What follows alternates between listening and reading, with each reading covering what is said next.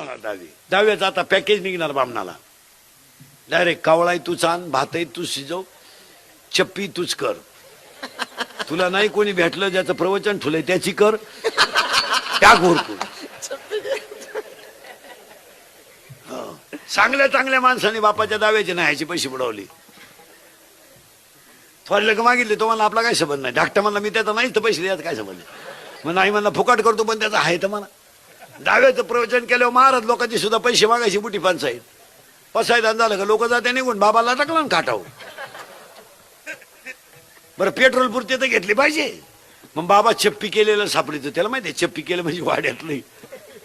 ही त्याला म्हणतो राम राम, तुम्हाला मी चुलत भाऊ आहे. चुलत भाऊ म्हणजे दुश्मन.